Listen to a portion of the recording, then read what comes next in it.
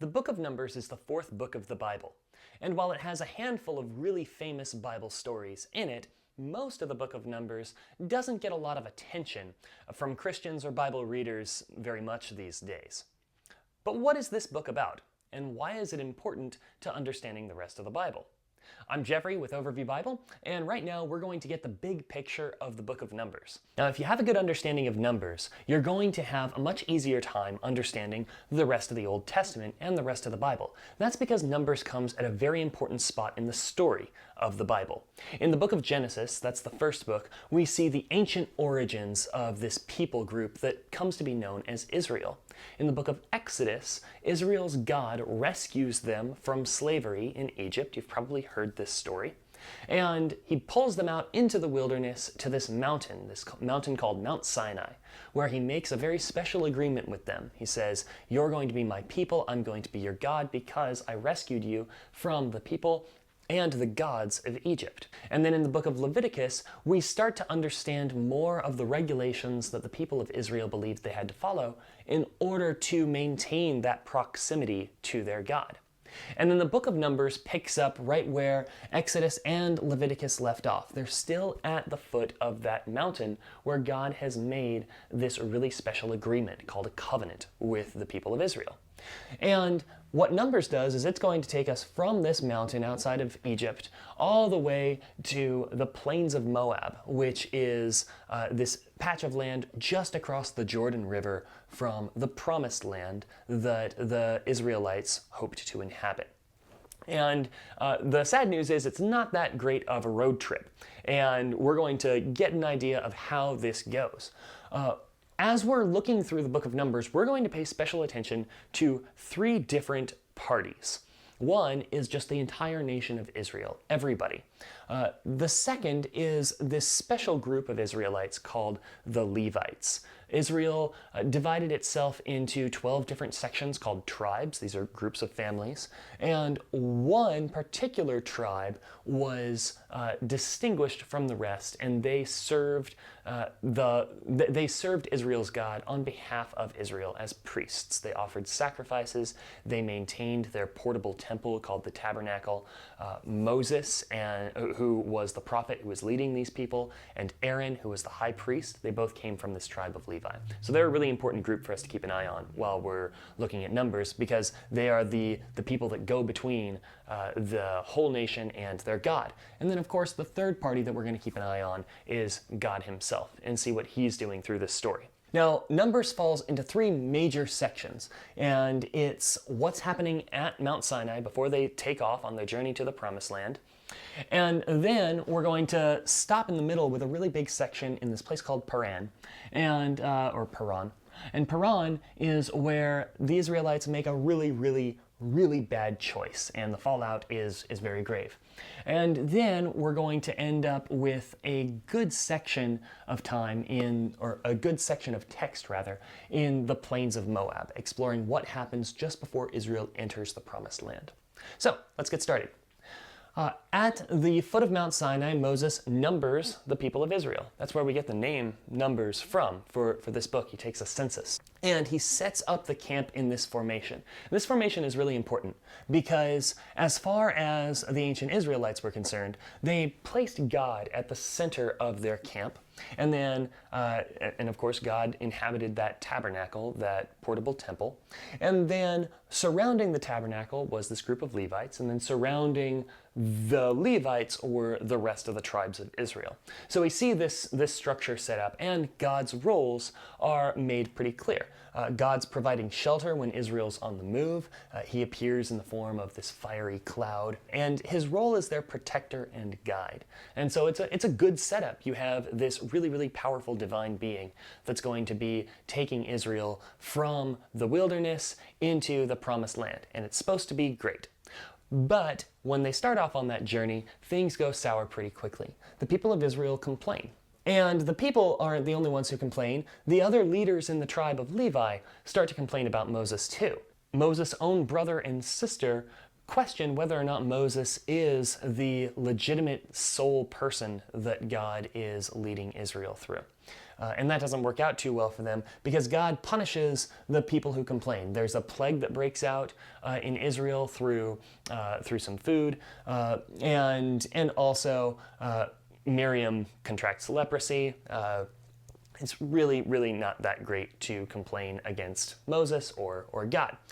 And after that really brief interlude, we find ourselves in this place called Perron. And right as they get here, Moses sends spies to go and see what is this promised land like. And they come back and they say the land is really good, but the current inhabitants are super strong. We're not going to be able to take them in battle. Or at least that's what most of the spies say.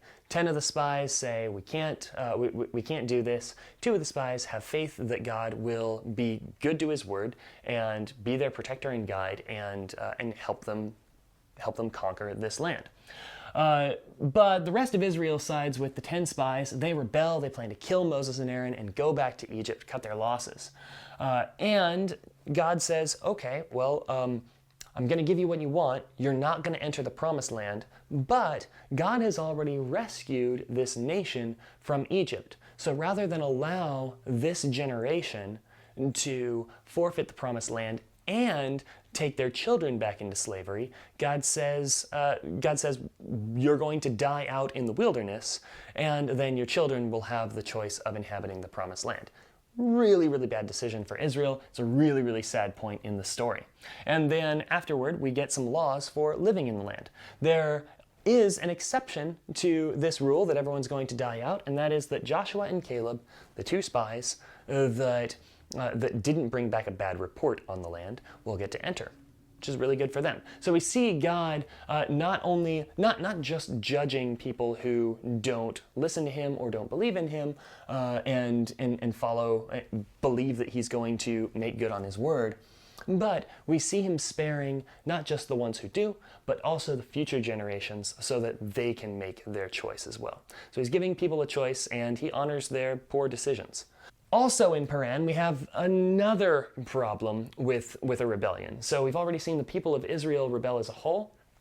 Then we see some of the other Levites rebelling against Moses and Aaron. And they say, we don't believe that only Aaron's family should have this position of priesthood. We want to be priests too. And so there's this huge divine showdown between the people in the family of Korah and in Moses and Aaron. And it's super dramatic. The earth opens up and just swallows the rebels. It's a pretty gnarly story. But not all the people of Korah's family die out. Some of the sons of Korah survive, and in fact, they play a part through the rest of Scripture. Some of the descendants of this rebel actually contribute some of the Psalms to our book of Psalms.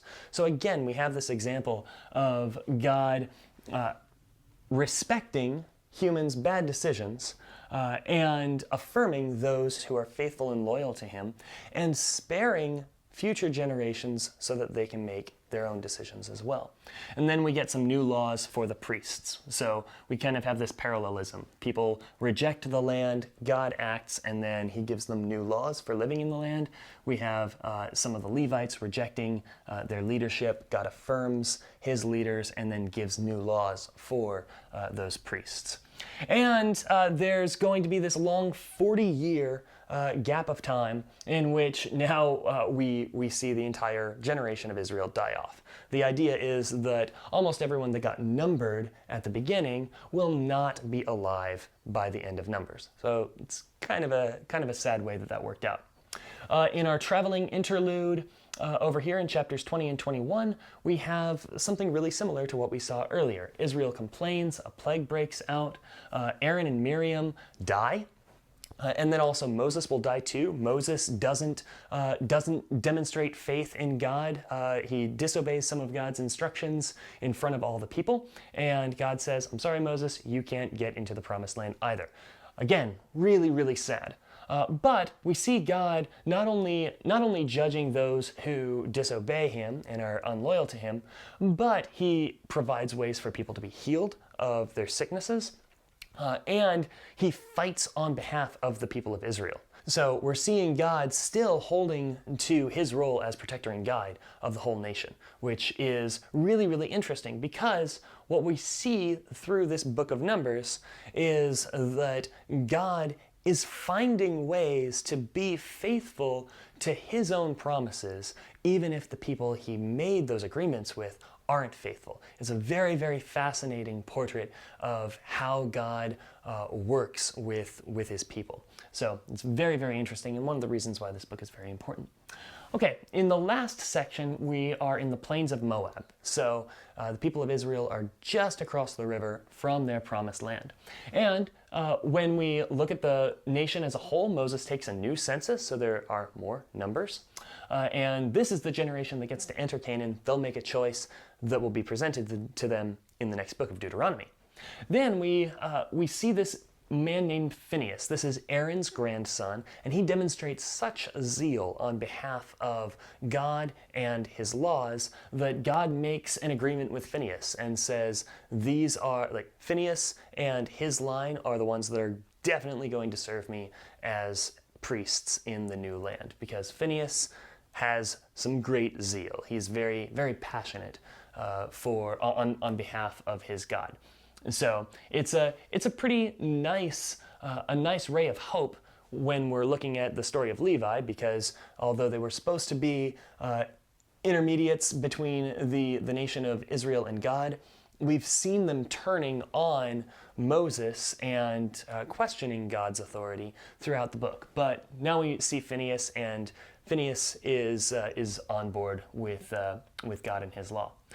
Meanwhile, not on the plains of Moab, we see some of Israel's enemies hiring this prophet named Balaam. And you've probably heard about Balaam, or at least his donkey, which actually has a few lines in this story. But the big idea is that Balaam is a prophet for hire, and so Israel's enemies hire him to curse Israel. And Balaam goes along with it. But the problem is that, or at least the problem for Balaam, is that although Balaam tries to curse Israel 7 times, God will only allow him to pronounce blessings on Israel. So even though God has been dealing with people who are really disloyal to him and didn't count on his blessings when they had the chance to enter the promised land the first time, he is still providing for them from afar and holding the other nations and their gods at bay so that he can make good on his promises to the nation of Israel and their ancestors. And then, right before we head into the book of Deuteronomy and right before Israel heads into the Promised Land, we start seeing some more things coming together, just sort of starting to wrap up the books of Moses. So we have some more laws. Moses knows he's not going to make it into the Promised Land, so Joshua is named as his successor. Joshua, you'll remember, is one of the spies who brought back a good report on the land of Canaan. 2.5 tribes of Israel say, we really like this land on the east side of the Jordan River where we already are. Can we just settle here? And Moses says, yeah, that's okay, just so long as you're loyal and supportive to the tribes that cross over to occupy the land of Canaan. And so we're already seeing God making good on some of his promises of giving land to the people of Israel at the end of the book. And that is where the book of Numbers ends. So as you can see, there is a lot going on in Numbers, and this is a very, very condensed video. But it's very important for understanding the rest of the Bible, because we see this generational impact of people who are given a choice as a community to take God at his word or to make up their own rules and try to do things their own way. And when presented with that choice of entering the Promised Land, they didn't choose to obey God, and they paid the consequences. But God found a way to spare those that were loyal to him, and also provide an opportunity for an entirely new generation to make their own decision. It's a marvelous look at how God works with the nation of Israel through the rest of the Old Testament, because we're going to see this motif of generations making decisions about how they're going to obey and remain loyal, or disobey and be unfaithful to this God of theirs. So that's what the book of Numbers is all about. Now, if you want to know more about the whole Bible, including Numbers, you should check out my ebook. It's The Beginner's Guide to the Bible, and I've got a link for you to check it out down in the description for this video. If you want to see a shot of just the whiteboard, you can check that out at overviewbible.com/numbers. I'm Jeffrey with Overview Bible. I really hope this video was helpful. If you'd like to see more, I suggest you subscribe. That way I can notify you as soon as the next video goes live. Thanks very much for watching.